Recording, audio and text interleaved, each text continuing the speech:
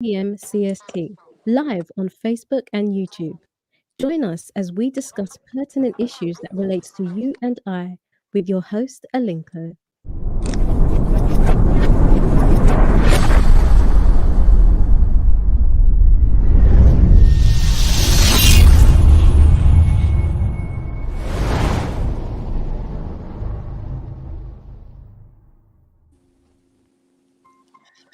Hello, everyone. Welcome to the Progressive Mind Show. My name is Senna, aka Alinko.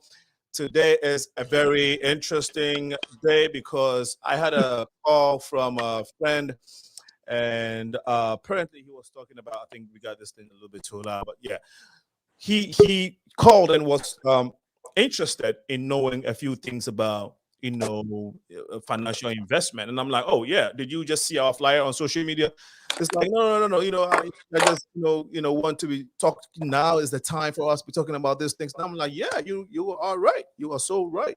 And so of course we thought to bring you this very interesting topic, cryptocurrency.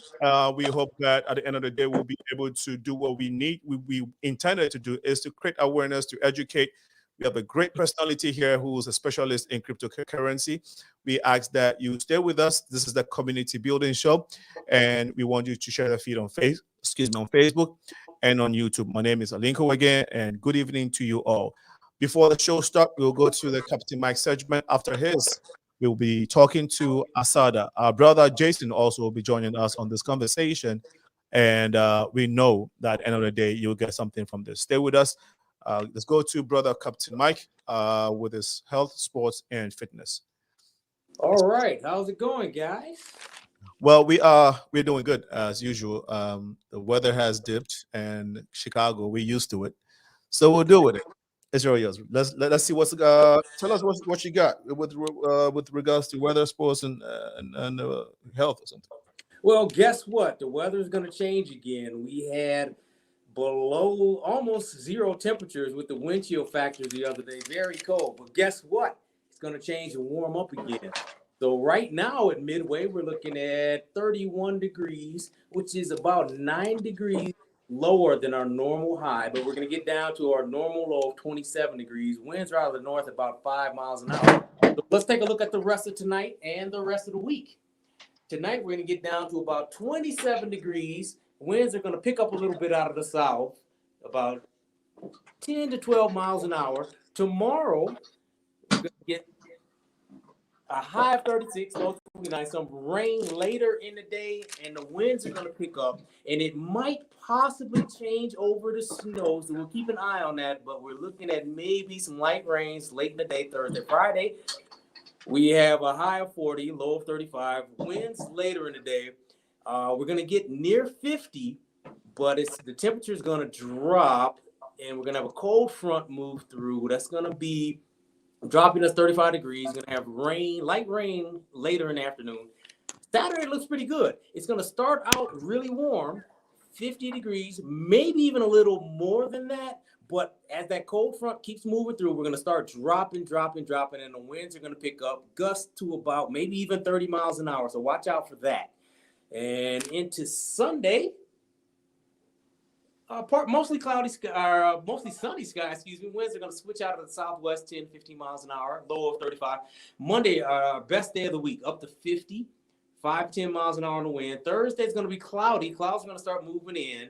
Going to keep those south winds high about 50. Wednesday, 55, maybe even warmer than 55. But on a bad side, we're going to have some rain. So that's good thing, bad thing. So up to maybe 60, maybe, but we're going to get rain. All right, talking about our sports, the Bulls starting right now in Cleveland playing the Cavaliers. The Bears are going to be in Green Bay on Sunday, so go Bears. Let's try to get a win there. And our health and fitness report, we'll talk about what's called the holiday blues. That's when people aren't around their loved ones for the holidays. So we're going to try to talk about how to mitigate that. So one thing to try to get rid of the holiday blues is maintain your health. Don't overeat, don't overdrink over the holidays. And continue to work out. If you do have a workout plan, keep that. Maintain your sleep schedule because, as we know, during the winter, The nights are much longer, so our body clocks are already kind of off. So try to keep the same body time throughout the day. Keep a constant sleep schedule. 2, stay busy. Keep everything off your mind. Don't isolate yourself. Go to a cafe, go to a coffee shop, go to a bookstore, or go to your gym with other people. Stay busy and circulate. 3, volunteer. Try to help those who may need more help than you, and it'll help you feel better about yourself, and it'll help people in a greater need. 4, take a break from social media if you have to, because everybody's out partying, having a good time, and you're not, so you may see that. So take a break. 5, which leads us into 5, be good to yourself. Take a bubble bath. Get a massage. Watch binge on your favorite TV shows. Have your favorite drink. And 6, best of all, sometimes with new technology, as we can tell what we're doing now, you can have a party remotely. So celebrate holidays remotely with your family. Interact with them. Make a plan to see your family and friends online. So don't let distance spoil the party. So with those tips in mind, have a great holiday. Don't get the holiday blues. And we're going to go back to you there, Cena. Thank you, Captain Mike. We really appreciate the time and the updates. We are looking forward to hearing from you next week, same time. All right. Well, stay warm, my brother, and have a good time. We would be talking to ASADAH on cryptocurrency. Have you done anything, bro, before you go, have you done anything cryptocurrency yet? No, I don't get it. By the end of the show, I should be an expert and I'll be rich. Look, ASADAH, is this surprising when you hear brothers and sisters in the community? I mean, within the Black community, when they respond to you the way he did. Can you hear me good? Yeah, we can hear you. Yeah. Okay, cool. Yeah. Are you asking how I feel when they respond a certain way, or what kind of responses do I get? Good. Now, let's go with the former. Okay, cool. Well, I get a lot of responses all the time from our people because, like the brother said, he didn't even take a pause. He said, "Nope, I don't get it." Yep. Right? Yep. And so I love that we don't get it, because that's my job, to make sure that we get it. Right? We always the last to get something or to understand something. I don't care if it's the last to get beepers, the last to just do a ton of different things. But it's one of those things where we have a chance now to be at the forefront of an industry, right? Bitcoin's been around for over a decade, but it's still not too late to get some, right? And so it's just like anything else that our people are really just afraid. People are afraid of what they don't know, right? The unseen. Only thing they ain't afraid of fully that's unseen is God. So, but if it's unseen, they can't touch it. They can't quite conceive it. And it's just as simple as, the powers that be have slipped it on in real mellow, even though they didn't control Bitcoin per se. But when you look at debit cards, you can't touch that money. When you look at food stamps, you can't even touch that no more. Like, there is no more touching the medium. You're not doing that anymore. Okay, we are literally, everything is a belief that it exists. And so part of it is really just helping people understand it conceptually. Is no different than regular money. It's just called a different thing. And guess what? You actually have the power over it. I think that's the most challenging thing for us. We're not used to having power over anything that's ours. And so when you're talking about cryptocurrency and how now you have the power over your own money, people can't even see it. They can't even see how much you have. We're afraid of that. We like people telling us what to do. So, I try to help us emancipate our brains, our minds, to love control and love what dealing in cryptocurrency can create, which we'll get into in a minute. Right. Well, Captain Mike, I was going to have a follow-up question for you, but how is the airline industry doing with this? I mean, I know we were supposed to be having fully open, but tell us how the airline industry is doing now. Well, right now, as of yesterday, the numbers were about 77% of what they were in 2019. So we're still making our way. Domestically, we're looking at good numbers. And still internationally, we have hit or miss. And especially now we have the Omicron variant of COVID now. So we don't know how that's going to affect things. But a lot of more people are vaccinated. So a lot more countries are opened up to international travel. So we're still there domestically, but a little ways to go internationally. Internationally, yeah. Okay. Fingers Well, crossed. yeah. Well, we won't take too much of your time. Like I said, hopefully next week, same time, we might have you to give us some updates. So again, for now, enjoy your home, stay warm. All right. See you Well, next week. absolutely, bro. Thank you so much. That was Captain Mike. We will go to my dear lovely sister, the queen of crypto, ASADAH KIRKLAND.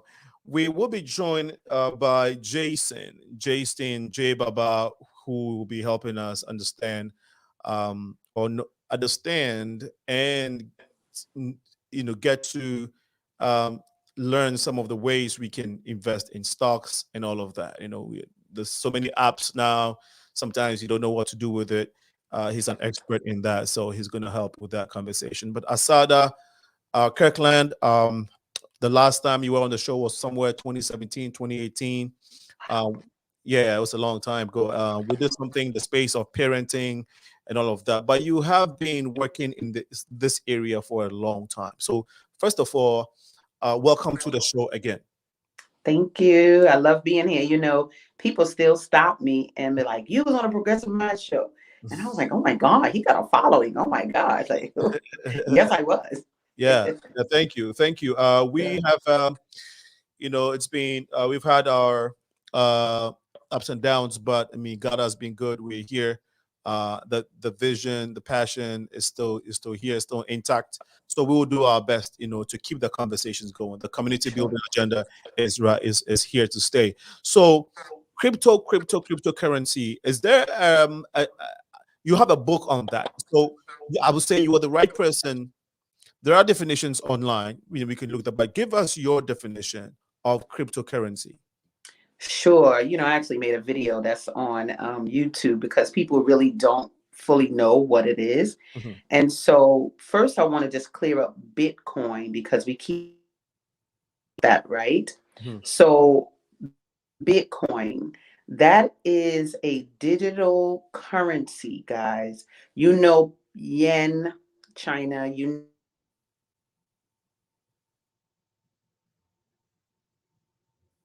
whole globe. Mm-hmm. You can get it anywhere. You could be in Nepal. You could be anywhere. I was in Aruba and I was at the beach, right? And I went to go get a drink from some water from the little stand. And on the register, it said, "We accept Bitcoin." And I was like, "Oh, little old Aruba." So it is a currency, you guys, that is also an asset. So when you say, "I don't get Bitcoin," I need you to get it. We're going to make it real plain here, right? So it's just a digital currency that you can use. I pay my daughter's tuition in Bitcoin. I buy groceries with Bitcoin. I pay our rent with Bitcoin. Like, there are ways that you can convert it, right? So that's Bitcoin. Now, cryptocurrency, Bitcoin is a cryptocurrency, okay? There are thousands of them. There's Monero, there's Litecoin, there's Shiba, there's Ethereum. The two biggest ones are Bitcoin and Ethereum, right? And so we could start a Alinko coin now. Okay. We could start a Alinko, like you could start your own coin.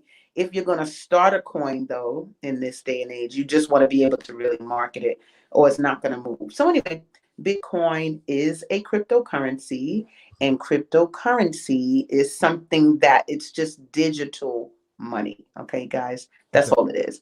And how it's measured is different. That's what people don't get, because when you start talking about, "Oh, girl, it's just 0.0167 of a Bitcoin," people don't know what you're talking about.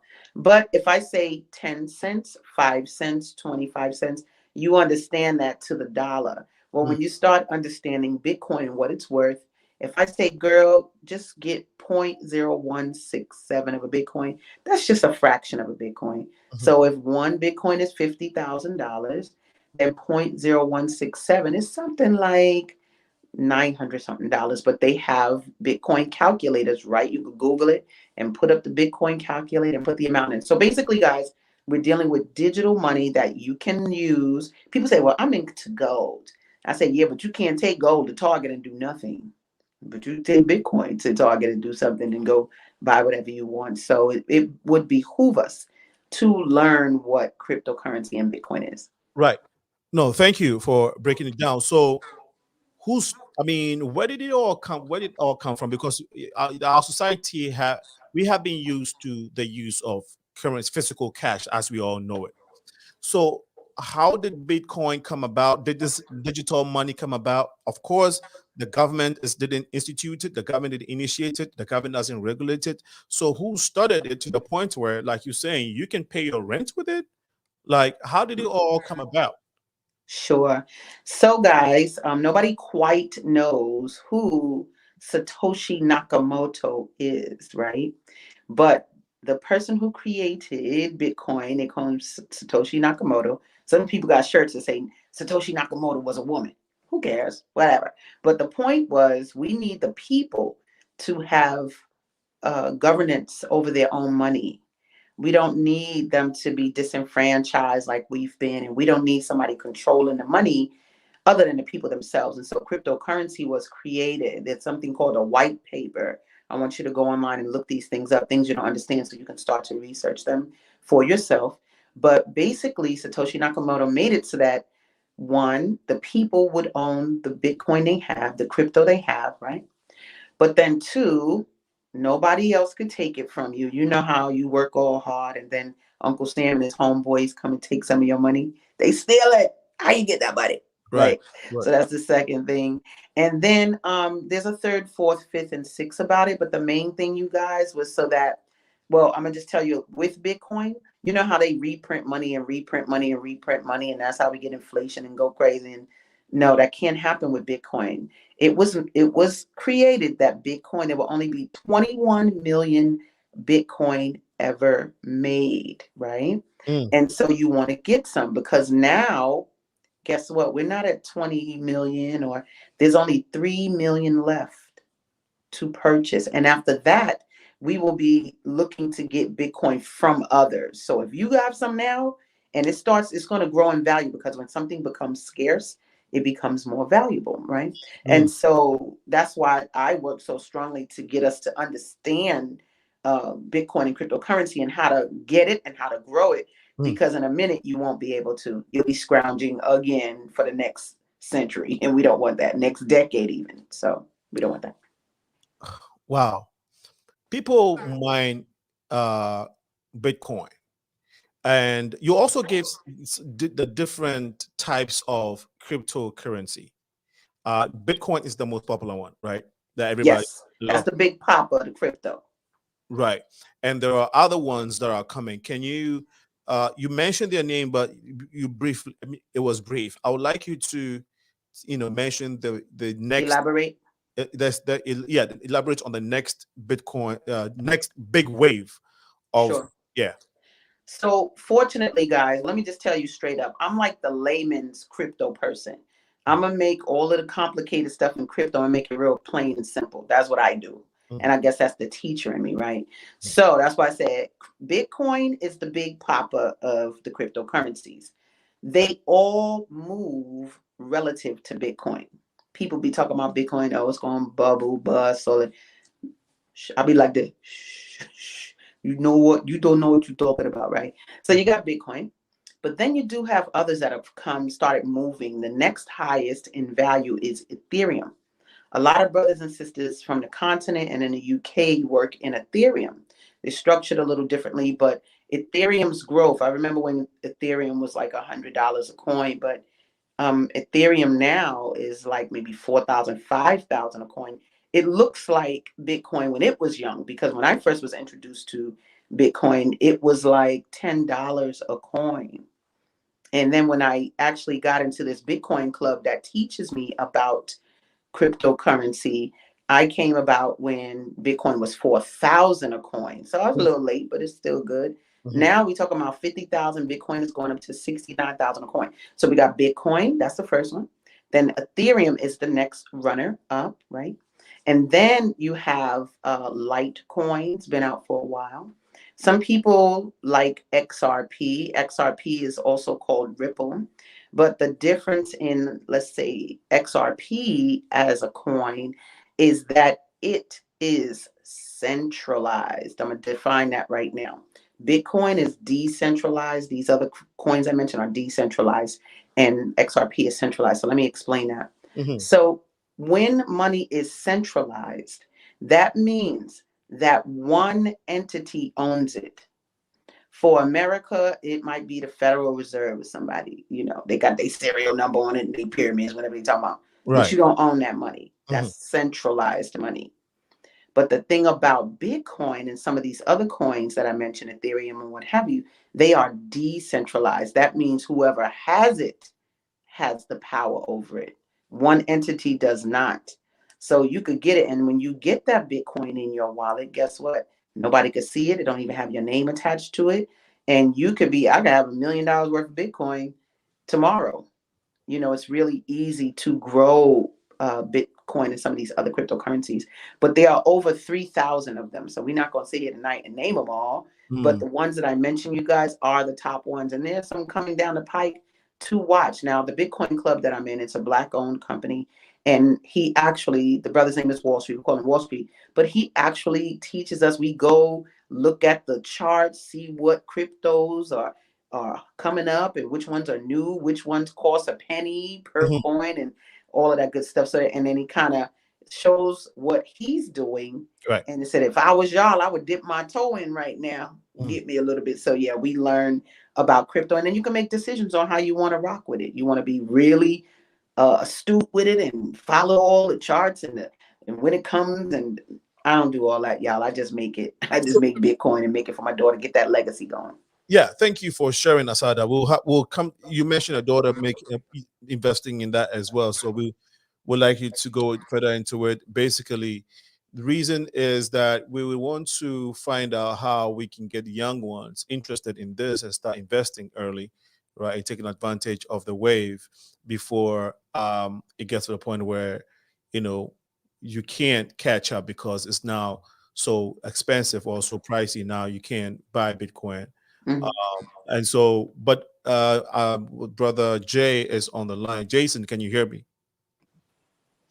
Hey, brother Jason. Okay, great. So Jason here is still at work, but he wanted to come in to.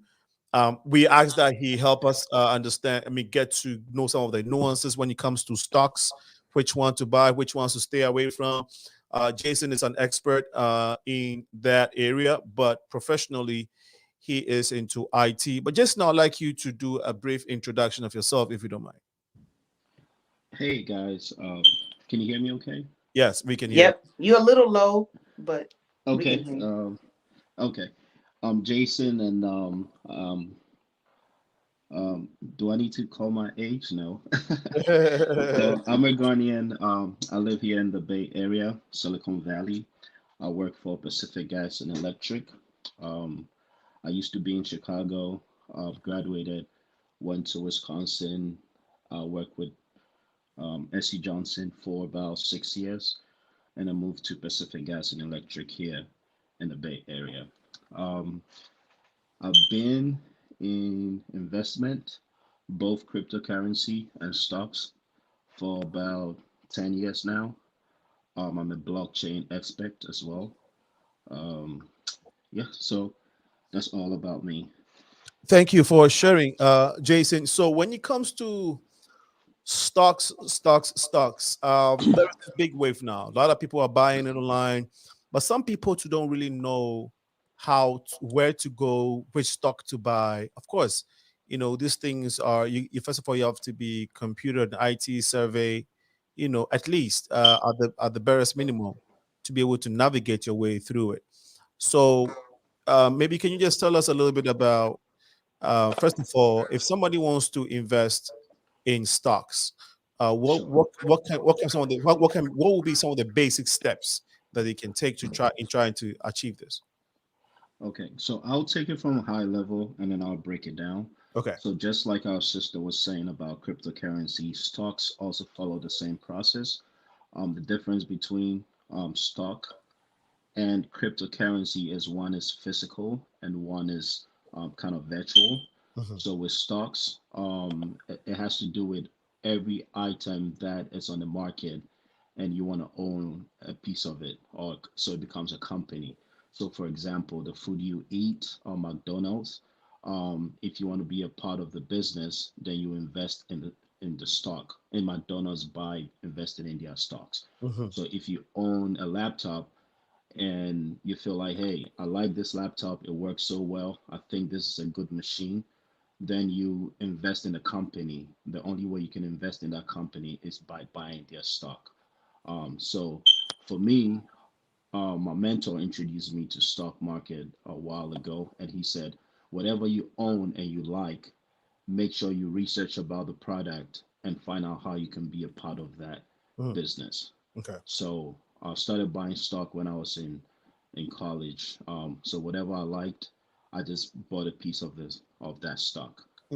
So that's how I got in. So let's say you like using a bubble, whatever you like, you go to Target, you buy stuff, and you really think this product is good, research how to be part of that product. And obviously, they have their stocks out there, purchase it. So let me break things down again. Right.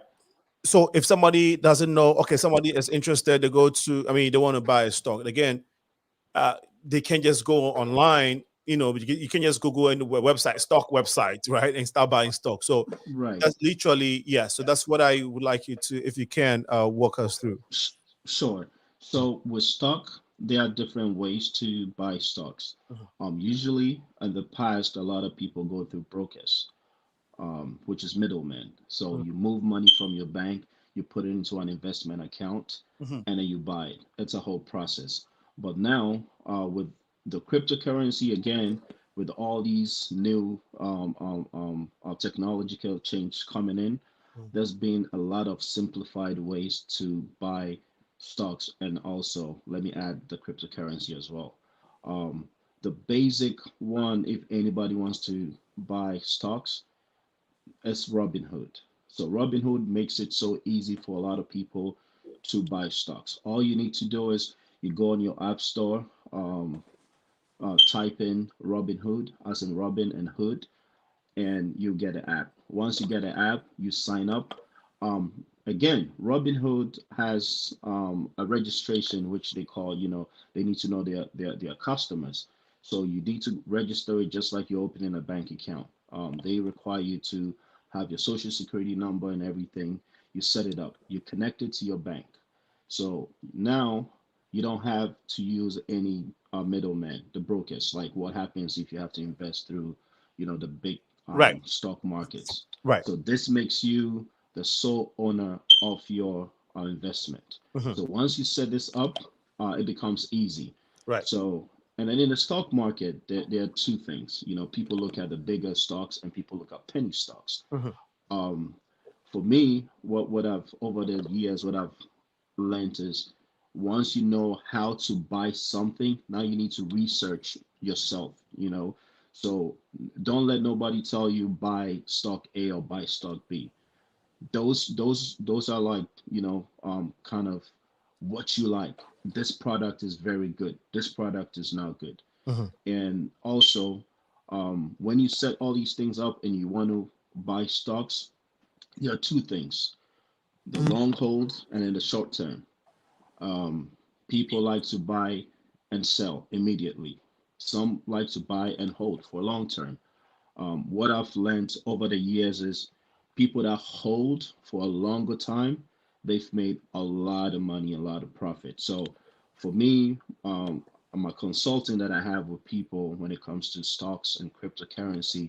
We do a long hold. We don't do day trading. We don't do none of that. We advise people to set your investment portfolio up. What you need to do is don't invest more than you can afford to lose. Invest what you can afford to. Don't invest what no, what am I saying? Don't invest more than you can afford to lose. Right. But if you invest something like $50, $100, 1,000 is nothing to you, those are the things you need to invest. Right. Don't go because people are telling you this stock is a big stock, is going to blow up, so you put in all your money. Put monies that when it wipes out, you have no You worries. can't When even you feel it. sleep, you can Okay. sleep. Let me ask you this So quick question. Let me ask you this quick question before you continue. Um, the the assumption, or it's easy for anybody to, if let's say anybody uses this app and they want to buy, I think that it's easy for someone to go in for a stock with Amazon, Apple, Uber, some of these big companies, because the assumption is, I mean, not assumption, they're doing well. Tesla, they're all doing well, so you want to buy. Now, what is the strategy here? Should people be looking to buy these known huge companies, buy stock from these huge companies, or looking for companies that are emerging? And how do you know these companies are emerging companies and they're going to thrive? And so these are the ones that I have to put my money in. And I think that's why people have to look for financial advisors. Is that correct? not entirely, but that's a very good question. So for me, usually a lot of people wants the safe haven, right? They want to invest in something that they believe in. Mhm. When it comes to investment, again, these are the two types. Am I going in to get something new on the market, something that can make me, who I am, or something that has Anti-billionaire. already made people, and then I want to join that buzz, right? So, from my experience, I always do two types of investment.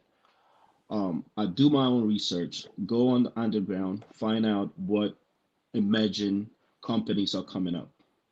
What are the potentials? It's just like any other company that you want to join as an employee. Mhm. Unless you are eager to get a job, you just join any job, right? But if you've built your portfolio, obviously you have to research the company, see the retention policies, the benefits and everything before you join. The same thing with investing in anything. You need to make sure that this product you're trying to be part of is the product good? You know, two, do they have a great team? Three, is a team very innovative? Um, and one thing when you want to get into investment, whether it be anything, make sure you follow the platform that that product puts out your news, because news kind of push the market. Okay. So if you want to invest in any stock, cryptocurrency, whatever it is, if you're not a social media person, don't invest. But if you're going in for the long run, you don't need social media and all that. But if you're investing just to know what to get in to invest more, Mhm. get on Twitter, get on all these stock markets, all this cryptocurrency, whatever, just follow each of these guys because that's where the news is released. So, for example, if you feel like you want to invest in, let's say, a new tablet that's coming up, follow them, check their website, make sure you follow all the updates, and know that this company will be here for a long term. Okay. Because yeah, Let me hold you for a second, Asada. For somebody who, so he mentioned Robin Hood. I know there is also Nerd Wallet. There is Coinbase, and these different apps. First of all, do they all function the same, or would you place one on top of the other? And why would you do so? I mean, why would one be a more Okay. preferable app to the others? First, guys, first, Yeah. I need y'all to write down the words you don't understand. Mhm. What in the world is a stock? I'm not saying to you, brother, I'm not asking. I'm saying if y'all don't know what a stock is, just write it down, go Mhm. look it up. Mhm. If you're not clear on what the word invest really means, write it down so you could go look it up, Mhm. right? The word came up blockchain, right? I'm going to tell you what that is right now, and then I'm going to get into the question that you just asked. Okay. The blockchain, you guys, is part of this new technology. Mm. The reason why that we can maneuver like we do with cryptocurrency is because it's a blockchain there. And all it is something that moves the money from one place to another without your personal identity. There's a lot of benefits to it, but I want you to write it down and then you want to look it up. When the brother said research, this is what you want to do because we're proficient in all these different things. So you know, we kind of will talk about it, but I'm listening. Sometimes I listen through you all's ears. So I'm like, oh God, do they know what that is? Right. Okay, cool. So now with cryptocurrency and stocks, first, you're usually dealing with two totally separate things. Okay, because stocks is dealing with what we call fiat money. Fiat means it's run by the government. So that's your paper money that we got in our pocket right now. Okay. So when you're going into stocks and you're purchasing and this and that, it's usually with fiat money. Okay. Then there's cryptocurrency. It's not dealing with fiat money. It's dealing with whatever coins you heard me talk about a little earlier. So when you are looking at the programs or the devices that you're going to choose, a lot of it has to do with, well, what are you doing with the money? And I must say this because as a people, our families ain't teach us jack about money. They ain't teach us jack. Just because they didn't necessarily know. My mama taught me how to save receipts. So I'm a good receipt saver. My taxes are pretty nice. But most of us didn't get the lessons on how to grow money and do things with it. So we know how to spend it and we know how to work for somebody to get it. But that's why we always broke, because we don't know how to do other things. So when you're talking about investing in stocks or putting your money in crypto, you're talking about different practices of things that you could do with your money other than just spend it. And so when you look at the how do I want to spend it, when you're going on a crypto tip, what you're saying is, I'm tired of them taking my money. Okay. I need to be in control of all the money I create. Okay. And so you choose a vehicle where you can start accumulating cryptocurrency. And what you need, you don't need, I'm going to talk about Cash App, Robinhood, and all of those. Anything that's connected to fiat money is what that is.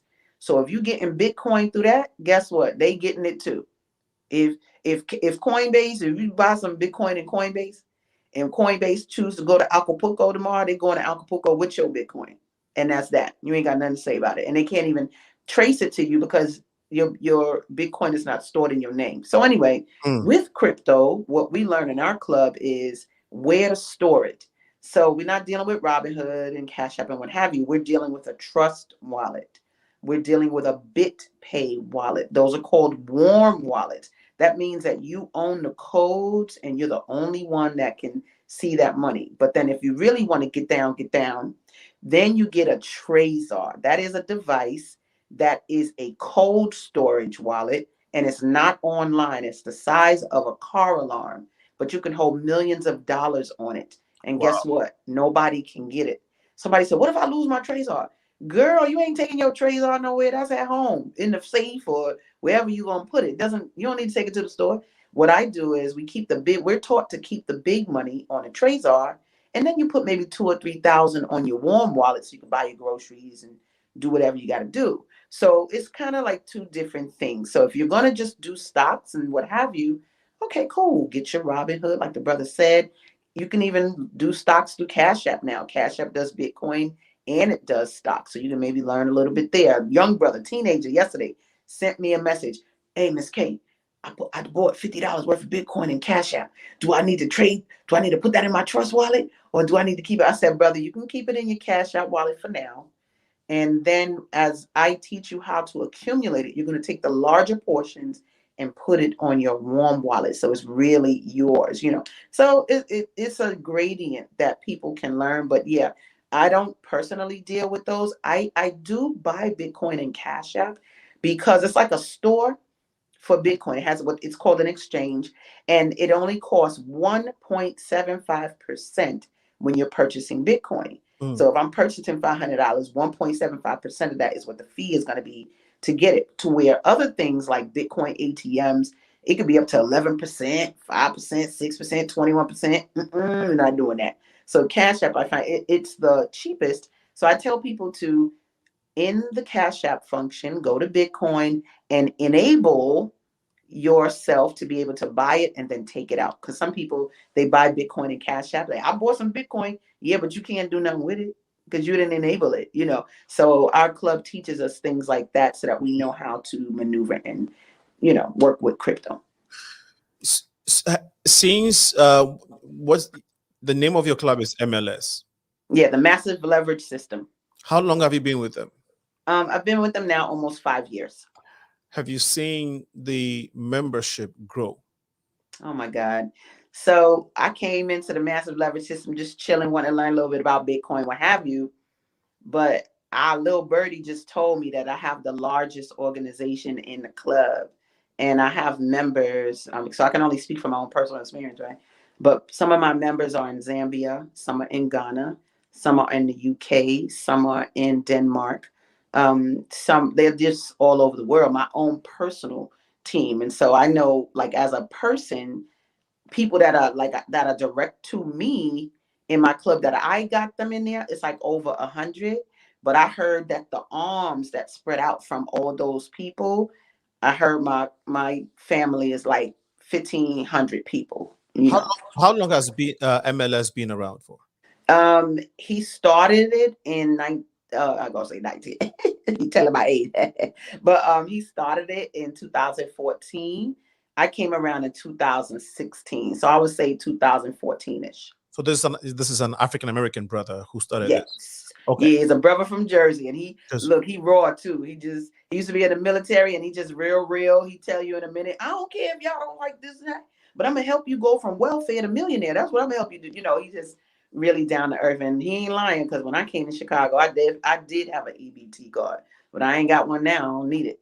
So yeah, just down brother, black owned company. I call him the Noah of cryptocurrency, and the reason I say that is because the Massive Leverage System, to me, it's like the ark. He keep telling you, yo, get on, something about to go down. Right. And some people not listening. So it's okay. But those of us that's getting on the ark, yeah, we're going to be going through the flood, and we're going to be happy and making a lot of money.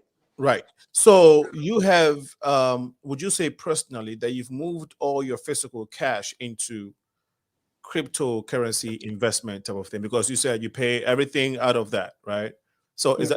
That's the case? So would you kind of like promote or advise that as a community, or as Black folks, we have to start moving from, is that fiat? Keeping fiat money is the regular money we're used to. Right, fiat. Yes, that's a new one. That's a new one I learned today. So moving from fiat to, what was the other word? To crypto. We're going from fiat money to cryptocurrency. Okay. So some people might not be comfortable because traditionally we're not used to that. So how do you convince someone, to move their $5,000, $10,000, $1,000, whatever, from Chase Bank or Bank of America or Citi to crypto? How valuable would that be? I think that's where the challenge is, right? We start with that, yeah. So yeah, go ahead. Yeah, I just think that it's a matter of, and y'all know I ain't giving you the financial advice. I'm giving you information so you can make better educated decisions. But it really has to do with what you want your legacy to be and how you want your money to move. So if you have $10,000 in a savings account, it's $10,000 today, and guess what? It's going to be $10,000 tomorrow. Right. It's going to be $10,000 the day after that. It's going to be $10,000 the day after that. Like, the percentage that your money grows in a savings account is like is a bunch of zeros, and it doesn't grow. It never grows. It doesn't grow, right? Mm-hmm. Now, I remember when I first came into crypto, and I remember I might have brought in, I don't know, like $350. Mm-hmm. But the thousands that I've made from that one time 350, that would never happen in a bank. It wouldn't happen. My younger daughter, I only got one. Let me stop playing. My daughter, she was like, Mommy, I want a new computer. Now, I'm her mom, so I got her in the Bitcoin game. So she said, Mom, I need a new computer. I said, buy it. I said, you got a lot of Bitcoin? And she was like, oh. So she just chose her MacBook Pro, blah, blah, blah. It was $2,500. She went and bought her computer and still had a lot of Bitcoin left. And the Bitcoin keeps growing. So your Bitcoin could be 350 today, but it could easily be 2,000 tomorrow. And there's no bank that moves like that. So getting into crypto is a matter of if you want your money to grow. Yeah. You understand? So, if you putting that type of money in, you can see it grow by 3,000%. And I've never seen a bank move like that. So that's really what it ends up being about, like what you want to do with your money, and do you want to be a part of the new economy? Because it's not the economy of the future, it's the economy of now. It's just that we ain't involved. So we sitting in the bank looking crazy, and they using your money. Your money, you think it's 10,000, and they using that money to do things and hoping you don't come try to get it. Right. Jason, you heard it talk about Bitcoin and crypto. No, crypto and stocks. I don't know if you had any comment to add to what she already said. If not, I would like to move to the next question for you, Jason. Sure. Yeah, I do have a.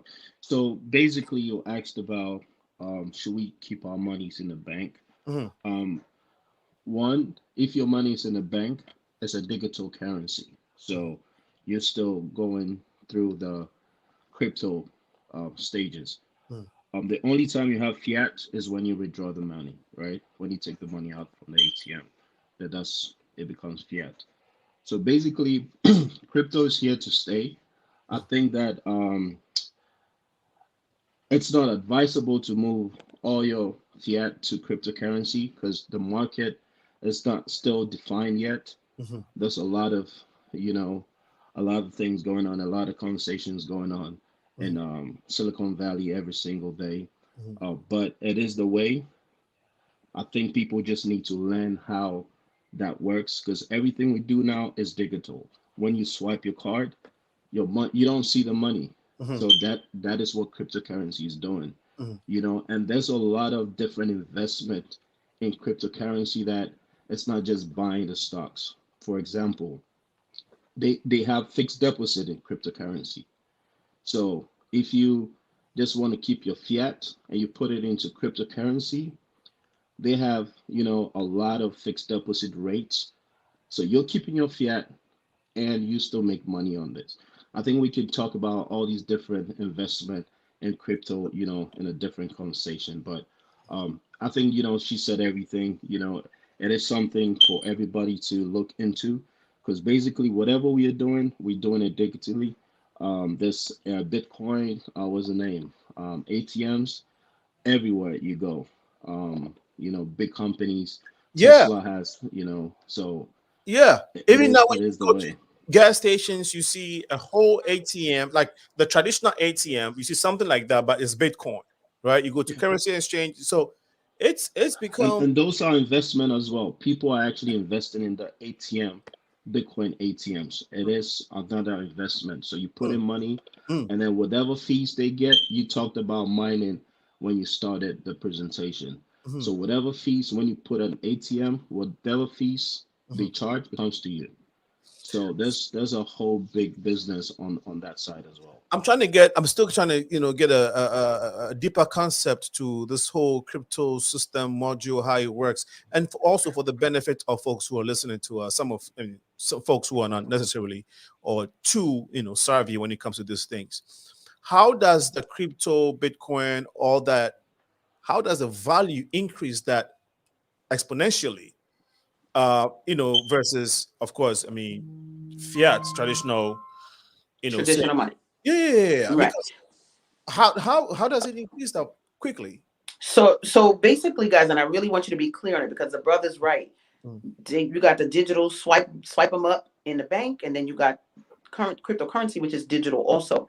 While they're both digital, the bank operates on fiat money though, right? You might swipe it and never feel it, but it's still dealing with the dollar denomination. So $20, $20, $50, $50. In the cryptocurrency world, on Monday, you might have $50 in your wallet, but on Thursday, you may see $500 in your wallet. And that is because it grows exponentially based on what people around the world are doing with crypto. In America, what happens in America affects the dollar's movement or not, or inflation and all of that. But see, the reason why crypto moves like it does is because it's global. If they start going buck willie in India tomorrow, getting Bitcoin and helping it increase its value, it's going to affect the value of the rest of us the world. And so that is how crypto moves. It's global. So they could start getting wild in Pakistan and Russia and wherever. It doesn't matter. Wherever Bitcoin starts, people start buying it. the value is going to go up, and our value is going to go up. So we impact each other around the world. And that's why it grows exponentially, because it's you know, if you got a safer in Senegal, that's governed by how Senegal rocks, but now it's going to affect America. Exactly. If you're dealing with Naira in Nigeria, that's going to rock Nigeria, but it don't affect New York. Yep. But it's different with Bitcoin, big cryptocurrencies. It's global. So whoever moving, that's why I tell Black people, if we get into crypto, we have the power to make it grow ourselves. It's a decision. Right. We just gotta, you know, we be listening to Tesla and whoever else, and they people, what's his name, that do Tesla, whoever they are. We ain't gotta listen to them. We ain't gotta listen to none of that. We just have to make a decision. Yo, let's rock crypto. You got some, you got some, you got some, you got some. It's like it'll start growing and they can't pinpoint where it's coming from. I call it the spook who sat by the door mode. If you ain't see that movie, you need to go see it, because the thing is, they don't know how the community got that power. But that's because underneath decisions were being made without the powers that be. So yeah, you know, that's the difference. That's how it's growing exponentially. You could go, where you from? Ghana? Ghana, yeah. Yeah, no doubt. So what you could go, you could start the Bitcoin revolution in Ghana, because now let's say they making money. What's the money in Ghana? CD. Ghana CD. The CD. Yeah, is it? Wait, it used to be Ghana CD. Is now it's now just Ghana money. It's Ghana currency. So you call it, if it's one currency, it will be 1 Ghana or 2 Ghana or 10 Ghana. Okay. Okay. Yeah. So y'all could literally go pull up the Bitcoin calculator on Google or wherever and type and go get your currency. Go to the dial to your currency and then see how much of your currency is equal to 1 Bitcoin. And that's how we start playing the game of how it's going to grow in your sphere. And what's dope about the way our club is, the people, their money to the dollar might not be the same. Our money might have more value, but if they earn in Bitcoin with us and they make an American level money with the Bitcoin, it's going to transfer over, and you're going to have mad money of your own in your country. So it's made it so that working with my brothers and sisters in Zambia and all of that is like the bomb, because I know that they are getting they're benefiting from the work that we're doing together. And since when in history, Garvey had to take people from America over to Liberia to get something done. Now we be chilling on a Saturday afternoon, and in these little squares be people from all over the world, and we rocking Bitcoin together. So that's the difference. It's a global movement of economy. Yeah. Okay, that makes sense. Because even the American dollar goes everywhere, but it's still limited. Yeah, it's getting ready to go out. Ain't nobody gonna be doing that. Ain't got no value. Ain't gonna be doing that. I think is the most widely used global currency. However, it still has limitation. So you're right. Crypto is unlimited. It's unlimited. Is there a chance that it can be regulated by any type of control system, UN or central bank? Is there any challenge of it being regulated? Now it looks like it's not, right? No, see, people are scared that there's going to be some type of regulation. They be like, is the government going to regulate it? Girl, be quiet. Ain't nobody regulating that. Like, they saying it before it even happened. Now, here's what's going to happen. I'm going to tell you what's going to happen. Because so many people don't know about cryptocurrency, you are going to start to have institutions say, we got Bitcoin. You can buy it from us. But see, now you're going to be dealing with a centralized form of currency, because they're going to make it so that if you want it, you got to come through us. And if you got to come through them, they're going to monitor what you do with it. Right. And so my thing is, y'all better get it now. So how do you, y'all better get it now. Where you go to? You go to any app and then you buy it? So there are a couple of exchanges. You can go to a Bitcoin ATM, because when you go to a Bitcoin ATM, now that's one of the most expensive, so I don't recommend it. But when I first started with Bitcoin, I had to go to Happy Liquor on 79th Street to the Bitcoin ATM. But I don't have to do that now because of the apps. But if you go to a Bitcoin ATM and they're going to ask you, how much, and you're going to put the cash in, and then you're going to scan your QR code that looks like a barcode. QR guide stands for quick response. Okay. And then when you scan that quick response code, a QR code, it's going to send the money right into your digital wallet. Or today, like I said, Cash App, you can buy Bitcoin there. You could buy Cash App. I mean, you could buy Bitcoin in Coinbase if you desire. I don't fully recommend that because they have limitations as well. But I have people download a Trust Wallet, and you can buy from the Trust Wallet. If you really, really want to buy Bitcoin for cheap, even better than Cash App, you get that Trezor device, that hard wallet. And when you buy there, if the fee on BitPay in a BitPay wallet is like $30, in a Trezor it's going to be $7, something small. So I recommend, getting a Trezor to do your transactions because it's cheaper. Thank you so much, ASADAH. Jason, is there, should anybody be worried that, the system or the data, the server, whatever that holds, because it's a computer system kind of thing, right? So whatever the whole server that holds the database, I mean the Bitcoin and people buying from, should people be skeptical about the fact that it can crash one day because computers crash, it gets hacked, can you help? 100%. Yeah. 100%. So those are one of the worries in the digital space now. That who faces? I think you're using your phone. The call's coming through, right? Yeah, we can hear you. Okay, so I think it's the little bit of glitch there, but Asad, I'm sure you can answer that question as well. Yeah, I was gonna say, because people are skeptical, afraid, oh God, but see, if you're connected to one of those companies that are connected to fiat money, like Cash App, like Coinbase, Uncle Sam gonna come knocking on your door because they are tracking your money movement. So you're not going to get charged taxes. Well, I'm not a tax advisor, but if you're just buying Bitcoin and putting in your wallet, it's just like you just collecting money. But if you're going to take that money out of your digital wallet and turn it back into fiat, they can see that. Anything that's fiat, they can see that. So you might get a 1099 or something like that. So you just want to be aware of that. But if it's in that's why you want that digital, that cold storage. All the Bitcoin that's in there, ain't nobody looking at that. They can't see it, baby. So it doesn't go into that world. So it's like what do you call it, an external drive, right? Yeah, it's an external wallet that is you only connect it to the internet when you want to make a transaction, but then you take it out when you're done. And then if you want to buy some Bitcoin too, you attach it to your computer, you make some purchases, and it stays there, right?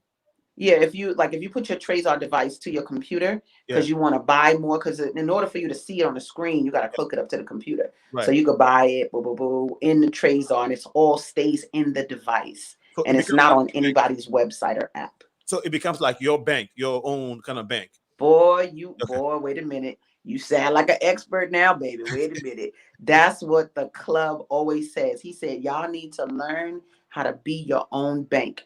And so the Trezor device is a bank. It's one way we create a bank. But then we're taught other financial platforms. Instead of a 401k program, we have a solo 401k program. That's where you own the retirement plan. And then he said it's life insurance, not death insurance, y'all. Y'all shouldn't have to die for your family to benefit from the money. So we're shown that as well. And so, yeah, his whole thing is to develop a family bank and giving us the steps on how to do it. But definitely that Trezor is your bank, baby. Yep. Yeah. Thank you, Jason. We lost you. But you want to continue from where you left off. Correct. So privacy, security is one of the biggest challenges when it comes to this digital new phase of transformation, I should say. When it comes to cryptocurrency, for example, everything has to do with inscription, codes and logical numbers, if I should say. For example, I think it was about 3 months ago, an exchange was hacked, pretty much, and they lost over $100 million, and to hack all these systems, it takes pretty quick seconds to do that. Within 5 minutes, you can hack multiple accounts. It's a straightforward thing. So what we typically tell people who want to invest is, have one device that you typically use. Don't be clicking on random links on your laptop or your computer. People see email messages saying that, hey, you purchased something using your PayPal account. If it's not you, click on this link and then refute it or something, and they click on it. All those things are links that gives hackers information about your laptop. Or your They phone. get or your phone. Sometimes they send you a link. This is how hackers work, right? Whatever you say, they listen. So they know you're an investor. You talk about Bitcoin, you talk about stocks, you talk about all these things. They know that, right? So now what they do is they send you links of whatever you have. So let's say you have Coinbase. They'll send you a link of Coinbase because they know you invest in Bitcoin and stuff. They'll send you the link and it will read like this. Somebody try to hack into your Coinbase account. Click this link to change your password. And this link looks so legit. It looks exactly just like Coinbase. You click on that, you put in your information. It's called snapshot. They snapshot all your information, and within seconds, they lock you out from your original account, and now they take control of your account. So before you realize, everything is wiped out. Um, it's the same with wallets. So if you're an investor, you invest in anything, you have a bank account, make sure you do not be clicking anything. If you get an email saying somebody's trying to hack your account, call the bank or just go back to your actual account, try to log in and see if somebody's actually trying to break into it, Right. That makes I've sense. had people who've lost a lot of money with crypto. Once your wallet, if you don't remember your password, is gone. The guy who started the first exchange in India, he came to California for a conference and he died on the plane. They still cannot get into the exchange again. That whole money is gone. 2 days ago, one of the biggest exchange called Bitmart, they hacked it.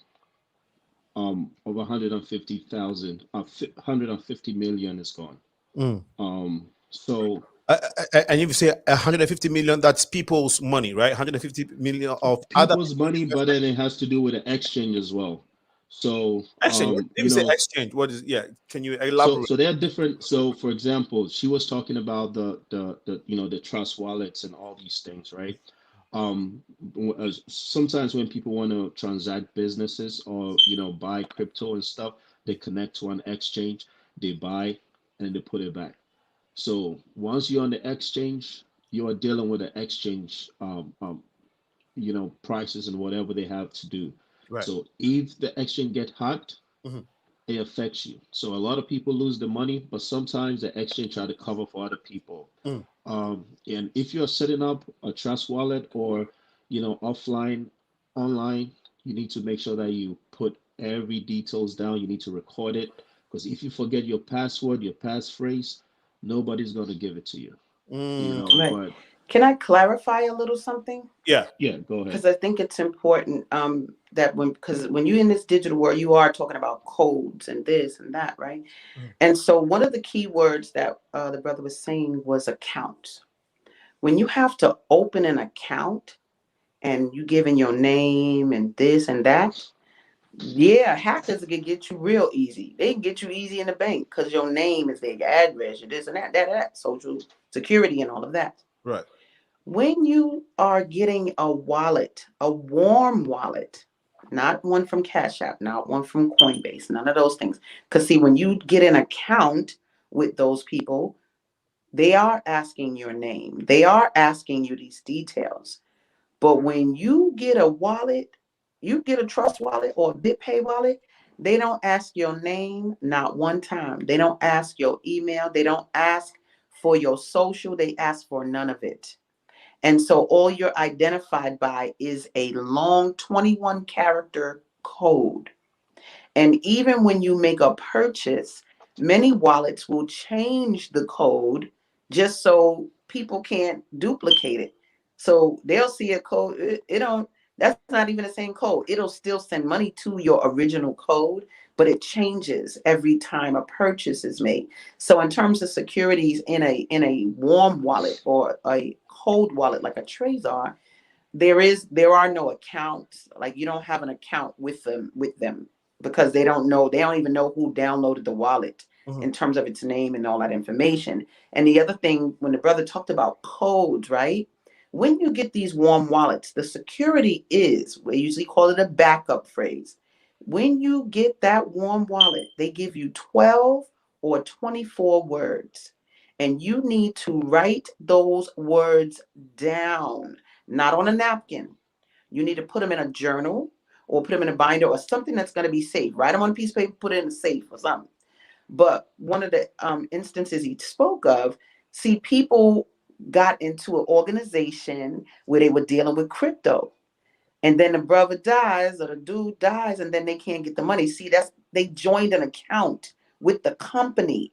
That's why you were connected. See, that's centralized. He had a centralized system, and they all put their Bitcoin in it. Now he gone, now it's gone. As opposed to you having your own wallet with your own Bitcoin in it. Nobody is in charge of that but you.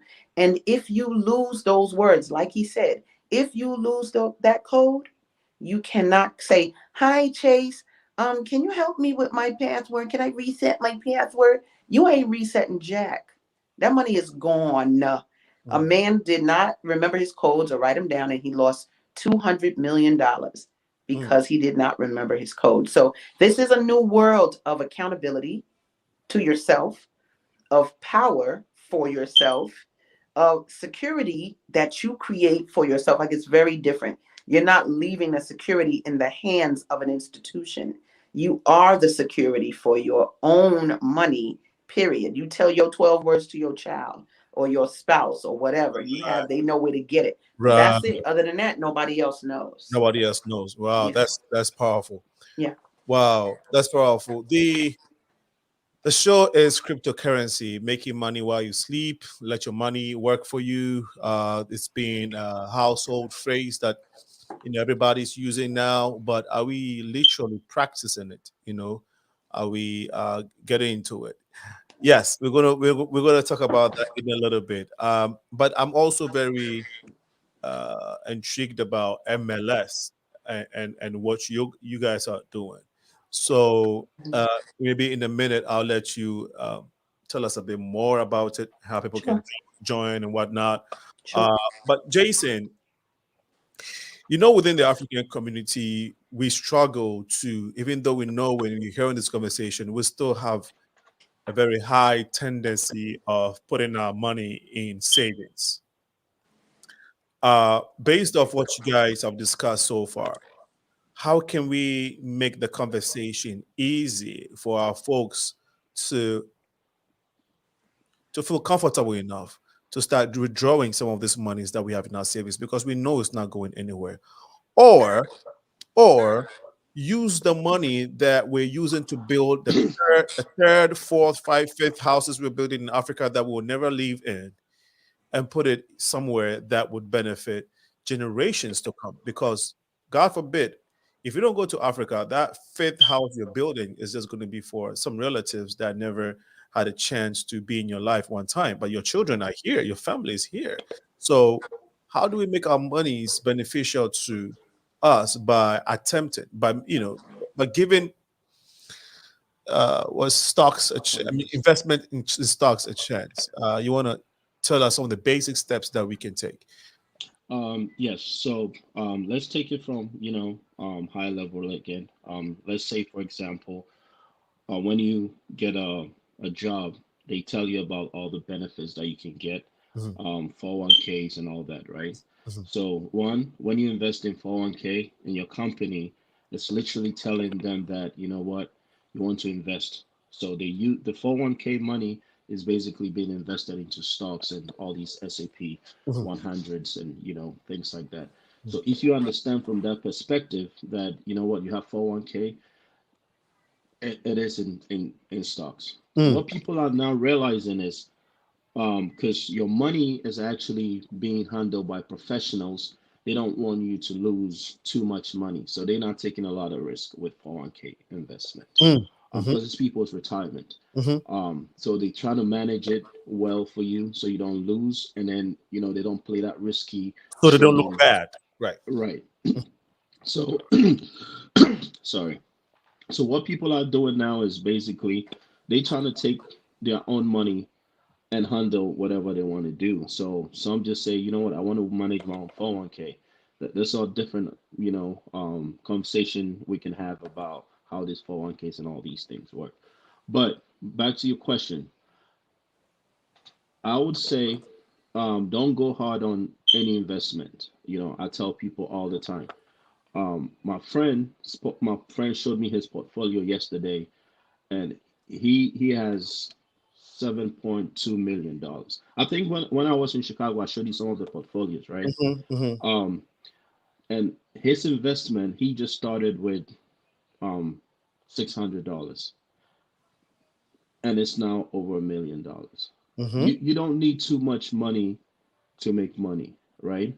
The thing is, invest what you can afford to lose. I say all the time. So, for example, if you make $1,000 a month, just say, you know what, I'll put $100 in a recurring investment. So that's what I do. I just don't want to go hard, and when I lose something, I'll not sleep.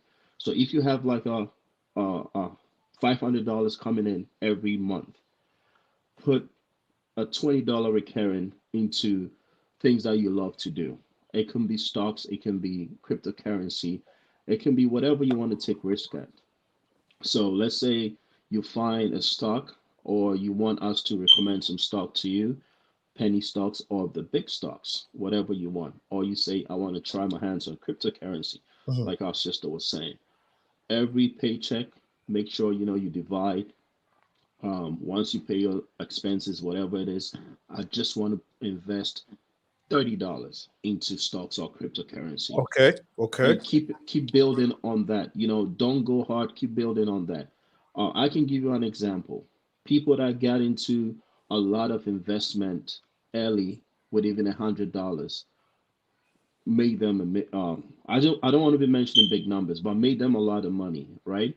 But when you go hard, you put in like $20,000, because everybody's saying Bitcoin is going to go to $1 million. So you want to own it. You withdraw your money, put it in, and it doesn't go that way, because bear in mind the market is moved by people, right? It's moved, and we have people. We have in stocks and cryptocurrency. We have the people that we call them the whales. They know the market. They can come in, dump big money in, move the market, and take back the money, and then sink the market. You went in for a loan. You went in for your 401k. You went in for money that you shouldn't have gone for. When it crashes, then you cannot sleep. You know, 2006, 17, when we had the crypto boom, 2018, people actually went to the psychiatric hospital in Europe.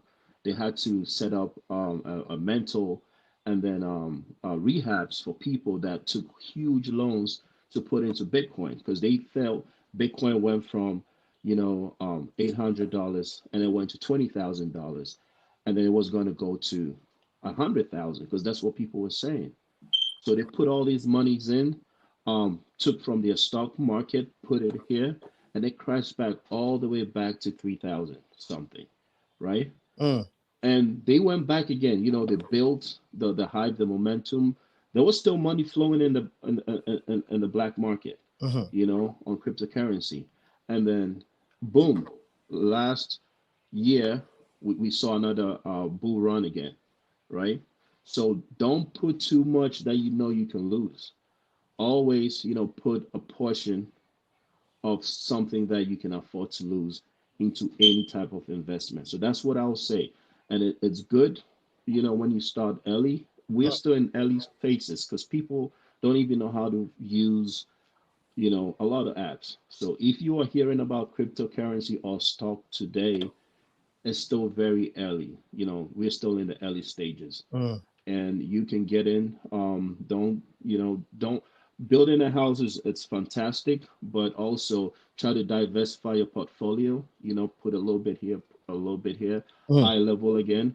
The top places that you can invest are obviously, like our sister was saying, you look at cryptocurrency, look at the exchanges, you buy things, you put it into your trust wallet, you put it into your safe wallet. If you want to do stocks, the problem with stocks is you cannot put it into a wallet, because it's being owned by the companies. So you are part of a company. So those exchanges, although those big platforms, they own those things. So you are not able to move things around when it comes to the stock market. But with cryptocurrency, like she rightly said, you can move things around. You can keep your own money in your wallet, run around with it.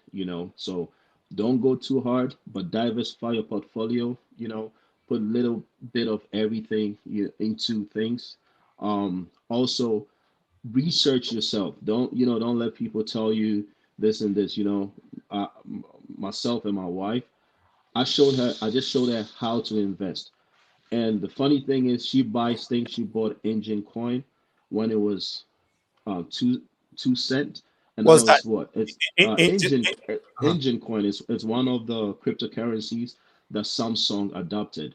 She put money in. I told her, da da da, and she showed me her portfolio. Now it's like $3, right? And she bought it when it was 1 cent. Mm, So let what I tell people is just know the fundamentals of how to invest, mm. where to set up things. Like she already gave us the basics. You need a wallet, you need a market, you need your own fiat to invest. Once you know all these things, now just go in and just research, ask questions. What are you investing? Why are you investing in this? I think, no, sorry, I didn't mean to interject you because due to Right, go time, I ahead. want to take a break. But I think that's why we're doing this. Even though you were saying do this, some people might still need, that walking through. And that's why you guys are here. So we would have them, contact you if anybody needs help. You show them the first time, they can be on their own. So it's like learning how to ride a bike. Oh, it's easy. Just jump on it and ride. But bro, so we'll take Right, a I short agree. break. Yeah, we'll take a short break. So we'll give but Asada, when we come back, I'd like you to talk about MLS, what to do, and we want to talk about your book too, real quick. Okay. No problem. It's 19 minutes past 7 p.m. Central. You are listening to the Progressive Mind Show. This episode is cryptocurrency. We're trying to learn cryptocurrency and stocks, financial literacy is where it's at right now. And so we're encouraging everyone to share the feed, because so that we can all learn. I'm sure that some of you who have already who started with us have gotten a lot. There are some comments on the feed that I will be sharing in a little bit. But before that, we'll take this short break. We shall be right. Welcome. Chris Toffee Financial Company is ready and available either group or one-on-one basis to help you understand different investment opportunities in America that you can invest in with any amount. The right college account for your children to withdraw money. We can help you to get appropriate life insurance that you can withdraw money or take loan.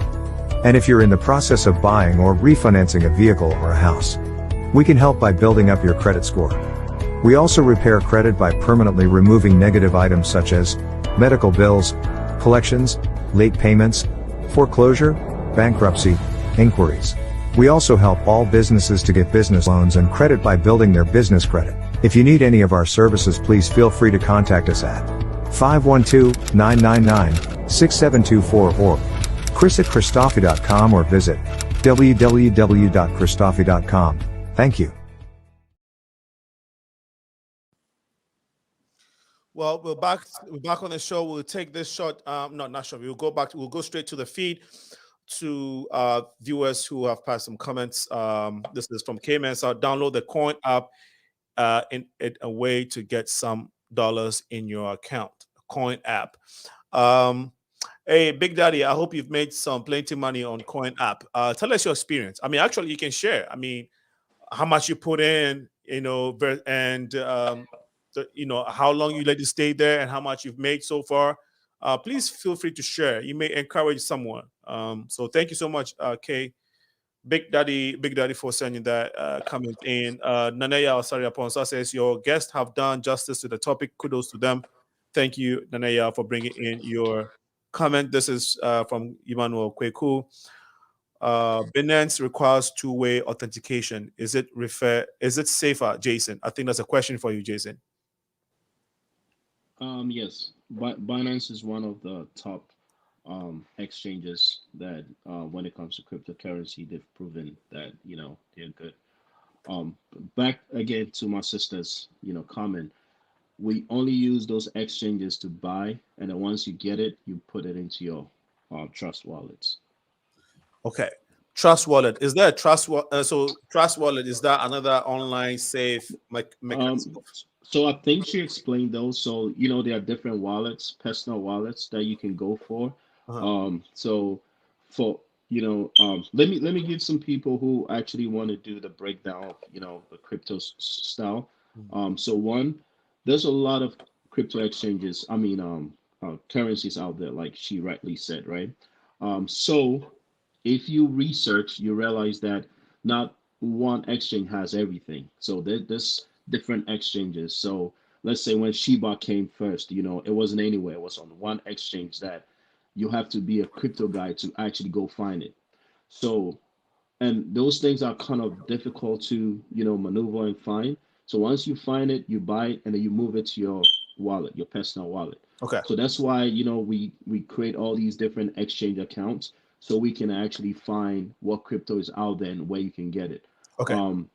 A good spot to get it, and you can actually connect your wallets to, is IDEX. So IDEX always have new crypto initiative coming up, and you can buy it, put it into your wallet, and then lock it. So, but the decentralized exchanges, we have those Binances, the Coinbase, the Crypto.com, KuCoins.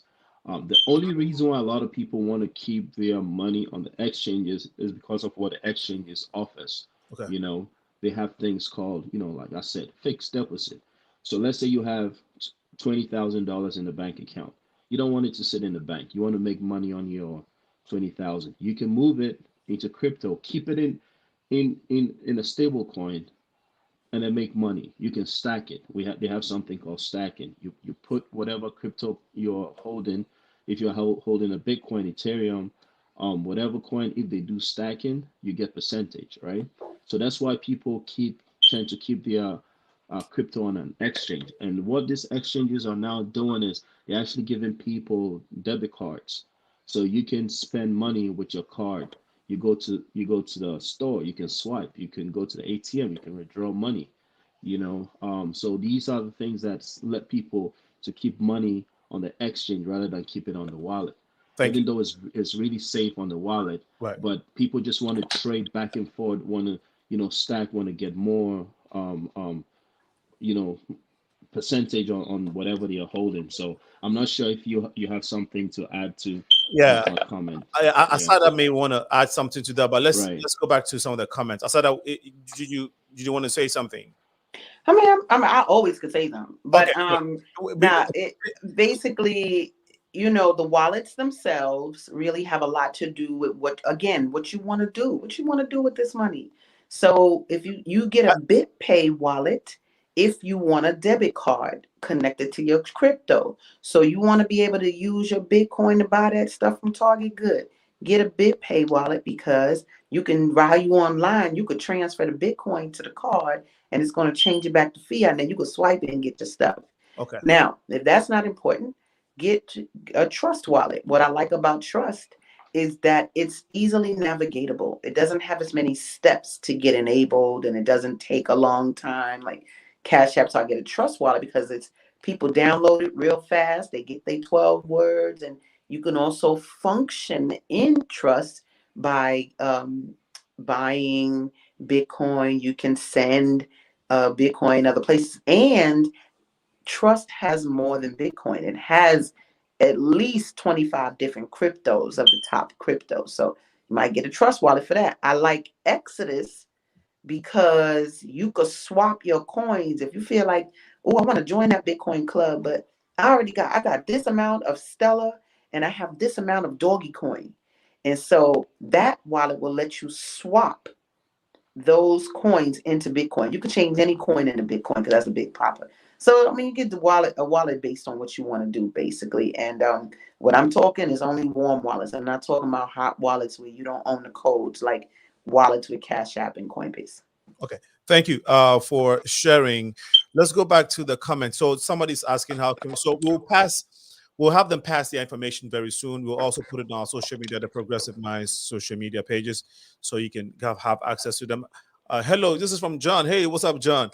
Hello, great people. Thank you, Jason, for the useful information. Thank you so much, John, for bringing in your comment. Emmanuel Kweku says 1 Bitcoin equals $312,000 85 Wait, in Ghanaian money. Oh, Ghana, yes, Ghana City. See? I think in response to the question you asked me earlier. So, Yeah. Emmanuel, thank you so much for responding to that. VOY FYI, I don't understand what VOY means. Angel Grant, but thank you so much, Angie, for being part of the show. Gregory Cash says, yo, what's up, my brother? Thank you all for your comments so far. Well, it is 27 minutes past 7 p.m. We're still talking to ASADAH KIRKLAND, who is a crypto queen. She also has a book. ASADAH will tell us about. She is also an educator for MLS. MLS, you said, was started by an African-American brother in New Jersey, and the concept is to encourage Black folks to take advantage of this new wave called cryptocurrency. Is that correct? Sure. I mean, he don't make it Black specific, but I do, because that's what I do. So, you know, it's what I love is that when you come in the environment of the club, and it's called the Massive Leverage System, guys. That's what the MLS stands for. When you come into the club, I don't know where you can go and find a beautiful group of Black people learning about finance. I don't know where that is. I know that we are usually a token in a group trying to learn about something financial, but for a brother to be at the helm, for him to be down to earth and not stuffy and fake and complicated, that's what I needed, right? And so then you have all these brothers and sisters from around the world learning together. That to me is just phenomenal, and I love it. So the brothers' focus is to make sure that the process he went through, that he helps us learn it too. We can choose whatever we want. You don't want to learn about solo 401ks, don't do it. Good, but those are some of us do. He teaches us about HELOCs and home equity loans and how to get a house without having to pay a mortgage. Yeah, we want that data too. So in the club, his goal is to get us to be not only financially proficient, but make money, create cash flow. I don't know a lot of places that help you make cash flow, because your job, you know, as soon as you get paid, it's gone. You got to pay bills, do this and that. But with this club, I personally have been able to create cash flow. I've been able to teach my daughter how to create cash flow. And you need cash flow to do other things. There's a lot of people on this right now that have ideas, and those ideas need funding. And a lot of times when we're creating things, we look to the people who don't care nothing about us to ask for money. Right. Who are you writing the grant to? Somebody that don't care about your people? That's what you're doing. So once they do give you the money, guess what you're doing? Shutting your mouth. Ain't no Black Lives Matter and nothing. And you're going to do what I say because I gave you this money. And I think that we got to take a look at that and look at the things that we want to create and how can we create them for ourselves. Right. You know, one race is not in charge of everything, and they don't own all the money. They just play games that they are going to win at. And we have to play games for ourselves that we're going to win at. And guess what? Some people are not involved in the game. We need to get that clear. So, you know, this is does it take does it take any cost? Is it a cost to joining MLS? Absolutely. If you want to join for free, you can always do that too. You start off that way. All of us start off that way. You join the club for free. You can go in the back office and look at some videos and see some of the stuff. But the doors get unlocked when you join the club, though. So our club has different tiers, and based on your level of knowledge that you want to attain, you go up those different tiers. Like right now, I'm one of the only people in what's called a level 6. That's where it's called the Trading Academy, or where you learn how to trade crypto and other platforms. The level 2, I think it focuses on extreme credit. So not only improving your credit score, what about your credit score being 800, 900, and having $100,000 worth of liquidity in your credit, like stuff like that. So we learn all that type of thing in the massive leverage system, because who parents taught them that? My family ain't teaching that. They just didn't know it to teach. And so what the brother Wall Street does, like I said, he's from New Jersey, from the projects, win the service, but he started to teach himself different money systems. And so now his goal is to make sure that all who want to listen, he said, you ain't got to run with me, but I advise you walk with me. I will give you the tricks of the trade, the tips on how to do it. So it's dope. I've been there for 4 years. When people don't want to join, say it again. What are the let's say the price ranges or fee ranges if you were to if you join now for free and you want to start paying? Definitely. I mean, definitely there's a fee when you join after you've joined for free. So where do you start from when it comes to paying? What's the barriers minimum? Look, we got options. So a lot of my brothers and sisters from the continent and other countries where the money might be lower, we have something called rotating hands. And that a person can start for as low as $40. Okay. And there's like a $10 a month if you're going to do it that way. And that works for some people, right? If they're going to pay for the whole year with rotating hands, it's like $125. But they never have to take money out of their pocket again after that $125. It just keeps rolling. Now, if you want to make bigger money, you go to the Bitcoin Club side, and it's not a flat rate like that. It's 0.0167 of a Bitcoin. So like first thing I get up in the morning, I go check that Bitcoin calculator. What does 0.0167 equal? So when a person want to join, I can tell them, yo, if it's $50,000 a coin, just go do that fraction. And then, like I said, it might be 900, it might be 800 if it drop, might be over 1,000. Depends on Bitcoin. But people join that side because you get paid regularly and you get paid a lot.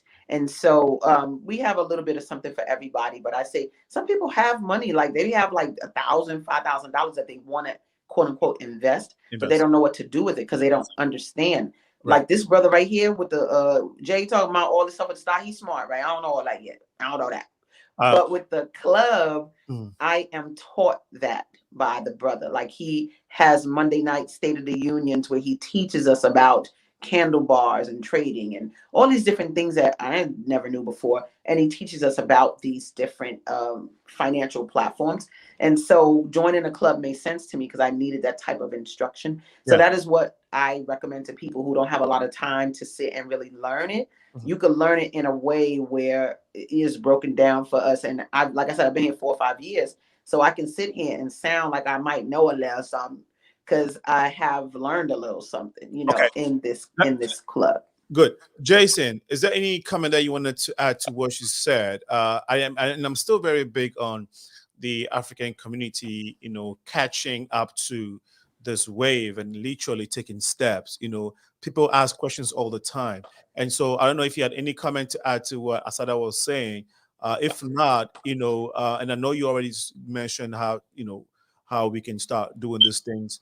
Are there any stocks out there that you can advise and say confidently that based on the trend and how it's been performing, you would advise people to go get it right now? I think she said everything.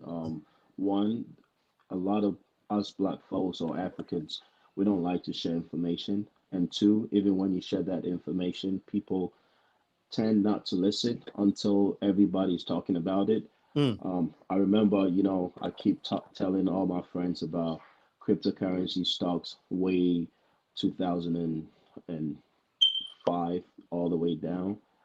They said, hey, it's a scam. This is a scam, because it was being used on the black market. And the reason why they were using it on the black market is because there was no trace, right? If you remember during the election, the monies that were coming in back and forth from Russia was all being used through, they used cryptocurrencies, they were using Cardano's and other cryptocurrencies. So I think, joining a club like, what she told us about MLS, that will open people's eye. It's always good. But for me, typically, because I'm already in the field, I don't join a lot of clubs. People rather invite me to join and talk to people Talk about right. investment. I believe in, self. You need to get in, make mistakes, and then, you get back up. I've made a lot of mistakes in stocks and trading. I've But lost a lot of zeros. but that's I've how you lost. learn, right? That's how you learn. I've lost a lot of It's one way zeros. to learn. Yeah. Yeah, right. That's yeah. I like the correction. Thank you. Now, Jason, again, the question are there any stocks out there that are hot that you can say, you know what, guys can Uh, yeah. $100? There's a lot of stocks. I don't want to pinpoint one or two. Mm. I usually tell people I like everything penny, so you can jump in and actually own it. Um, I don't like people buying a piece of stocks. A piece means, let's say Apple stock is $600. You can buy a piece. Mhm. I like people to own a piece, own the actual thing. So, you have two stocks of something. So I recommend a lot of times, penny stocks. Mhm. There's a lot of penny stocks out there. I can search and put some on the platform. But you can just type penny stocks to invest in. Mhm. Those are the things that I like to do. And when you become a pro, you might want to get the top stocks. Eventually, just own. For example, let me go back to cryptocurrency. I made it a point to own, let's say, just 5 Bitcoin and just leave it. Mhm. Um, just wanted to own the actual five. So I just kept it. I just want to own that. And I don't want to buy it again. All I want to do is invest in the penny cryptocurrencies like the Shibas, the new ones that are coming. The Cardanos, the Polygons, the Lumens. So I would say just go on your app store, um, uh, download an app called CoinStart. CoinStart. So CoinStart actually has the whole portfolio of every cryptocurrency. And then once you click on that app, let me see. I think I have the app on my phone right now. I'm looking at. Um, so so this is how the app looks like. You download it. It gives you all information on every cryptocurrency. Once you click on any of these, it gives you the information about the coin. Yeah. Hold on. And Yeah, then, listen, baby wants to be part of the conversation. Yeah, that's what I said. yeah.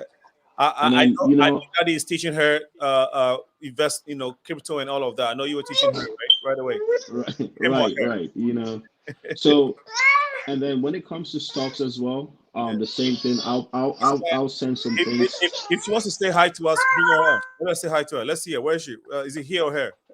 Nah, she's fine. Okay, no, it's fine. That's just so she's Yeah. okay. Let us say hi to her. She's fine. You don't She mind? yeah. She's Okay. doing her own There's thing. no thing. Okay, Yeah. good. What's the name? So Can you yeah, show us the app itself? We want to see the app itself. okay. So Yeah. the app is let me see where the app looks like. Okay, Yeah. so I do have a lot of different apps, but it's CoinStart. Let me Uh, see. Coinstar, the green one. It's a little Oh yellow. yeah, the yellow one. Okay, okay, I see. Yeah. Yeah, the So yellow one. you put it in, Just and so, it just has so, all the. just so when somebody, again, we do this thing so that the folks who are like zero and have zero interest, not zero interest, but like have no knowledge or understanding when it comes to technology or some of these things can get the basic understanding of what we're doing. So Right. so thank you for sharing. That's what I said. She wanted to be part of the convo. Hi, we see you. You want to say hi to uncle and auntie? Hello. Say hello. That's awesome. You wanted to say hi to Auntie ASADAH and Uncle Alinko. Hey, baby. I So just wanted to say something about just at the what whole. age, at what age should we start teaching the young ones when it comes to financial literacy and all of this crypto and all that? Before you comment, I mean, go ahead with your comment, but I want you to respond to this quickly because of time. Yeah, no problem. I just want to say also with the learning gradients, because again, you have to take the time to really learn this well. You guys, we can't look back in history and say, how did Martin Luther King do Bitcoin? It didn't exist. So we have to sit down and learn this all anew. And so like in the club, what I love is that the brother of Wall Street is a master trader. And so he's not talking because he's like tiptoeing to tulips, but it's helping me because it's like, I'm just going to duplicate, whatever he did. And that's the beauty of the club for me. The main thing with crypto though, across the board is trust. You have to trust the process and you got to trust people because it's new. So you got to trust somebody so that you don't get had, right? Okay. And so you just got to be in a place that is trustworthy. Now, with regards to how early, yo, we got my friend the other day, her grandson is 2 years old and he is a member of our Bitcoin club.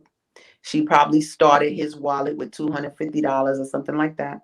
And now I think she said the other day he has like $12,000 to $16,000 in it. It was one of those, 12,000 or 16,000 in his wallet.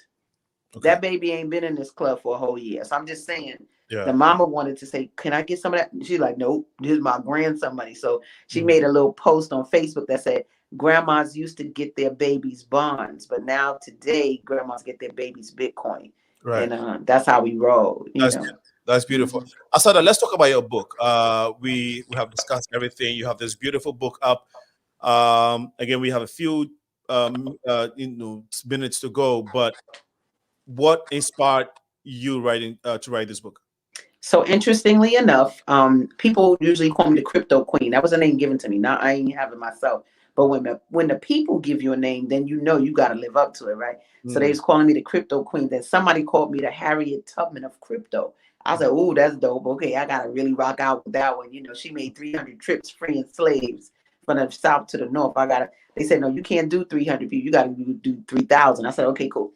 So the sister came to me and was like, yo, you the crypto queen, whatever, you want to write this book with me on Bitcoin for Black people? And I was like, of course. Yeah. So we co-authored the book, and the book does describe what Bitcoin is and what have you, but it also goes through how wealth is not a stranger to Black people. Are you serious? You better look up Mansa Musa. Y'all write that down. Go look up Mansa Musa. They said if he was alive today, King Mansa Musa of Mali, if he was alive today, he would still be the richest man over Jobs and all of them. Yeah. And then during the Great Depression, there were millionaires in Chicago because of something called policy. And they were sending brothers and sisters to college. We had our own airport. Like we've had wealth before. And so now in this day and age, if we want to acquire wealth, we got to do it crypto because they control the other money. So they get to say who gets to have it or not, whether they're going to give you a loan or a mortgage. We ain't playing with them no more. Look, I got this from Byron Allen. Y'all go look up Byron Allen. Go look up him on the Breakfast Club and watch that and just lay on the floor afterwards. But basically, he was like, it's not for the asking anymore. It's for the taking. Okay. And that's how crypto has made it. So that's the inspiration for the book. Where can we find this book? Just go to bitcoinforblackpeople.com. Okay, great. It's on Kindle and everything, right? I don't know if I did all that. I don't know if I feel like doing that. I just talked to somebody today who told me they don't like Kindle and all that. I haven't really seen the stats where that's what people prefer, but they love that book, boy. They be taking pictures of it and put it in their back pocket. So I'm gonna keep it like that for now. Yeah, but I think it'll be, it could help too for so on the go. People wanna, you're driving. People could buy it. You could buy it digitally. You could buy it digitally off the website. Okay. You can put it on whatever device, but it is digital and hardback and soft cover. Awesome. Of course, on Amazon too, right? I ain't put that on Amazon yet. I have decisions that I can make in life, and I'm not putting it on there yet. So there's that. They usually overcharge with shipping and stuff. I don't feel like us experiencing that. So y'all just go to bitcoinforblackpeople.com for right now and get it. Okay, cool. Why focus on the Black people? That is the question from John. why focus on Black people? I can answer that. Yes, great. Yeah, please go ahead and answer while I get. Yeah, Jason, you might want to respond to that as well, but go ahead, Asada. Yeah, the main reason the brother's name was John is that I'm Black. So there's that. You know what I'm saying? Like, it ain't nothing bigger than that. That usually we are left out when it comes to the planning for the future. Nobody takes into consideration that we have a ton of disadvantages that folks employed and that we allowed. And so now it's time to jump over the nonsense and claim our rightful place. Nobody's going to do that for us. And so we have to do it for ourselves. So the second book this is my second book, called Bitcoin for Black People. And my first book is called Beating Black Kids. It's about not beating children to discipline them. But I deal with Black people because most people won't. They think they have to be apologetic about focusing on us. And I'm not apologizing for anything. I'm not apologizing for being the strongest race in the universe, who are the only people with coiled hair and melanin. What? I'm not apologizing for that. So somebody needs to focus on the greatness. And I choose to do that. Okay, thank you so much for a great response, Jason. Our time is up. We want to wrap up, but it's been a very great convo so far. Really appreciate your input. I think you have done good justice to the topic this evening, as comments, as some of our viewers just mentioned on the platform. Quick break. When we come back, we shall try to wrap up the conversation. You've been watching the Progressive Mind Show. We will be right back. There is a cry. Aglo. Bolingbrook Lighthouse is a network of caring women. We are a dynamic global movement with a single mission to see God's purpose fulfilled on earth as it is in heaven. Our mandate is every nation touched and every heart changed for God. We invite you to our prayer meeting every Saturday and breakfast meeting held every last Saturday of the month from 8 a.m. to 9 a.m. via Zoom meeting. For more information, please contact Dickness Rebecca Modi at 630-297-1471 or Reverend George Ofe Ado, our advisor, at 630-414-9505. We look forward to having a refreshing time with you in the Lord. Thank you and stay blessed. In my heart. Welcome back. We're about to wrap up. I just got a very, I'll say, refreshing news. That one of my old buddies, he used to live in the UK. He moved to the US. He's watching the show live. James Assel, thank you so much for reaching out. Actually, calling to the show if you want to ask or you want to contribute to this is 815 hold on one second. Where is our number?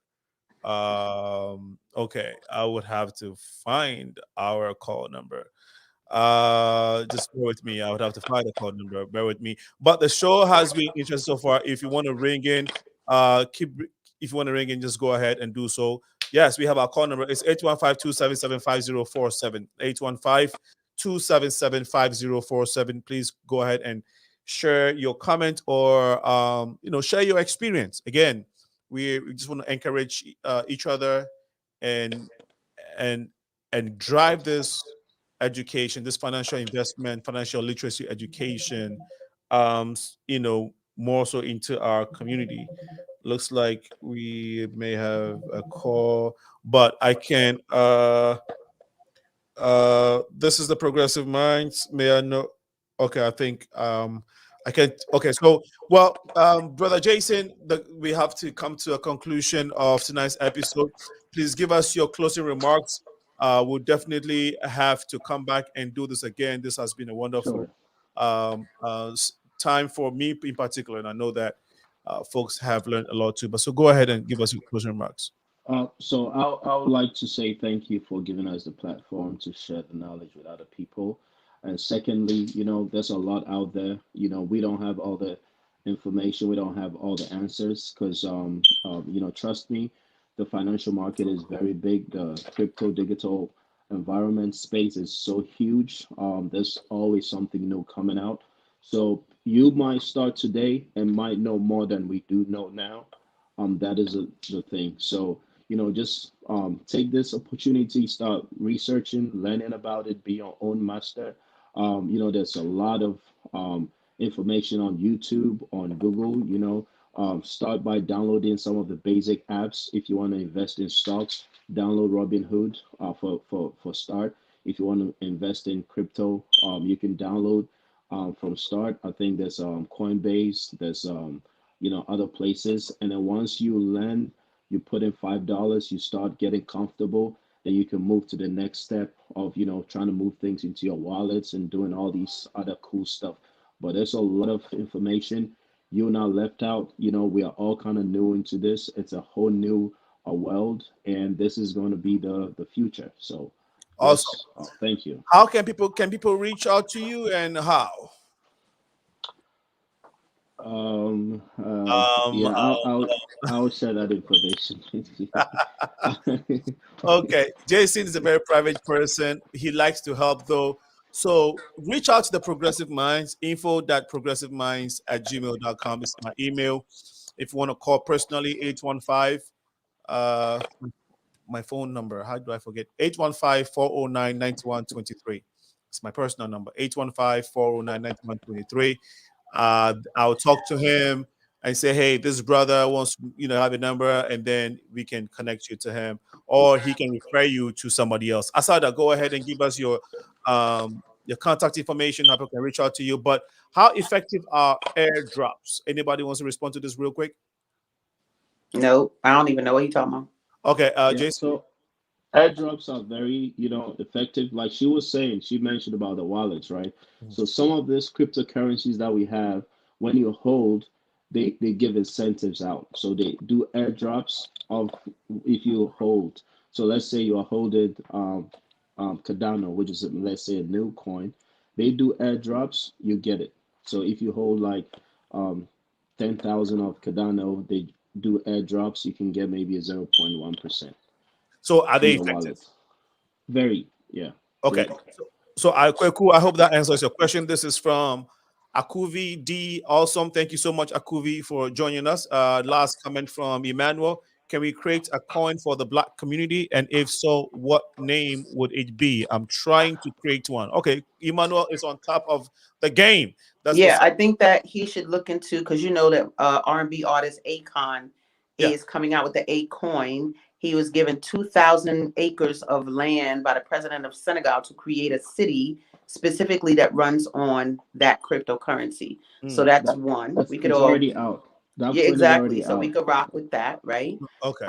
So and if you want to start your own coin, just be ready to market. That's all I gotta say. To really make it big. It's so easy to start. Y'all just gotta just really be ready to make it rock, so that people want to do it also.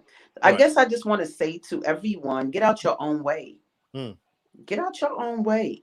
You're the only person blocking your blessings. Wow. Period. It's your fear. Your fear is blocking you. And so you're going to have to muster up the trust to do what you got to do. God is going to take care of you. You don't have to worry about people taking advantage of you. It is your fear that pulls in those people. But you get out here and you get a space where you can grow and learn.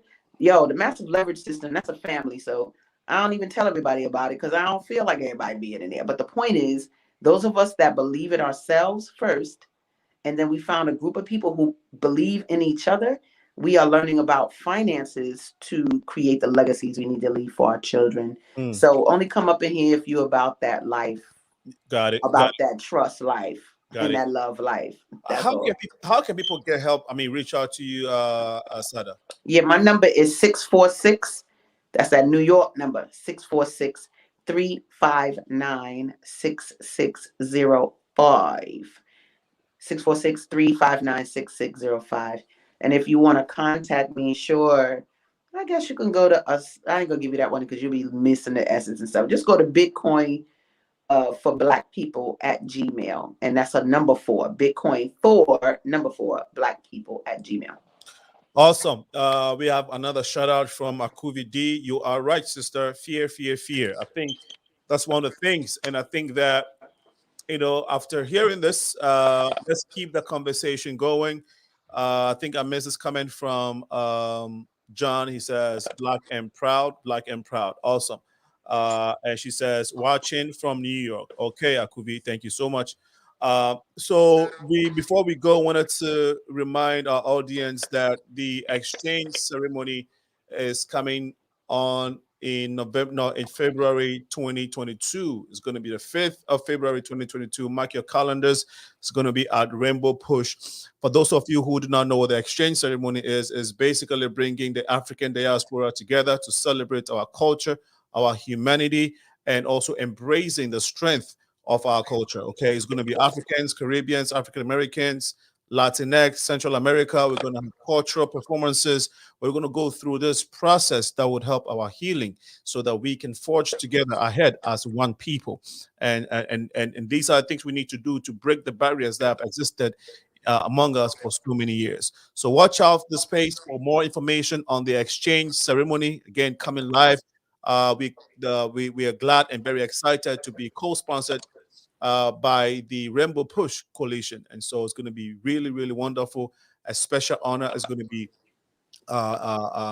conferred on the one and only Reverend Jesse Jackson. So beautiful event coming up February 5th, 2022. Mark your calendar right here in Chicago at the Rainbow Push. Again, we shall be sending you a lot more information regarding this. Well, I just want to say thank you all. Thank you, ASADAH KIRKLAND, the crypto queen, the only crypto queen in Chicago.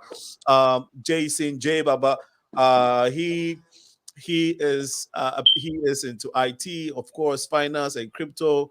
But this man knows a lot, but he has to keep a very, very low profile. He works closely with not with Silicon Valley, but at around that area. So he knows a lot when it comes to these things because he's close to the source of some of these conversations that we're having. Brother Jason J. Baba, they call him J. Baba for a reason. He has too much money, so that's his nickname. Anybody that has too much money, if you call him J. Baba. I was just messing with you with that. That's true. But Jason, I'm really glad that you were able to make it because I know that you were busy and we couldn't. This is the first time I've been trying to get you on my show for a long time, and so I'm really glad that you're able to make it. And I know the impact that you made. Your input was very valuable. So as Sister ASADAH, I know that you're inspiring, and you have already inspired a lot of beautiful queens out there. I love you for what you're doing. Let's keep it going. Hopefully, we can get you back here to further the conversation. By that time, I would have made about $50,000 in crypto, Bitcoin, whatever stuff. If you hang with me, for sure. I'm going to mess with you, ASADAH, for sure. No, see, I should have been doing this with you because I've been knowing you for years. I've been doing this. Jason. I know you've been talking to me, but man, bro. Make that fear kick rocks. It's gonna happen. It's definitely gonna happen. So I'm part of the fear. I'm not fear. Not mine. It's not fear. It's just procrastination. And I think we have to break through that habit. So I'm part of that group. We have to break through. And I've done some. I did Bitcoin. I've done a little bit. And Jason, I put in a little bit of money of stuff here and there. I just have to increase. I just have to do it more. So yeah, again, thank you all for making this show a wonderful one. To our audience, all of you that participated, Emmanuel Kweku, John Oben, Akuvi, we have Angel, Grant, Cash, and if I miss your name, I know there's some on Facebook, my phone here that I'm trying to get. Sometimes I'm not able to see all of them. Please pardon me. I know so K Mensa and some others here that are missing. Please pardon me if I miss it. It's not intentional. Coming week, we are hoping to get the United Airlines. They are flying to Ghana now. So we're hoping to get them on the show. Stay tuned. The Progressive Mind show is committed to having these pertinent conversations that are geared to building our community. Again, remember, to whom much is given, much is required. This has been your host, Alinko. God willing, Wednesday, same time, we shall be here. But on Sunday at 4 p.m., we'll be talking to diasporans living in Africa. They'll be talking about the right to return bill. So African Americans or African Caribbeans or anybody that lives outside the continent of Africa that has an African heritage that wants to go back to Africa, specifically Ghana, because the president of Ghana, opened the door in 2019 officially. There is a right to return bill, so that when you go to Ghana, your transition into the system will be smooth. And that's what we'll be talking about this coming Sunday at 4 p.m. So watch out again for the space. All right, guys. ASADAH, I'll catch up with you. Thank you so much for coming through. Let's get it. Peace, baby. Let's get more money. Let's get more money. Get money. Bye. Bye-bye.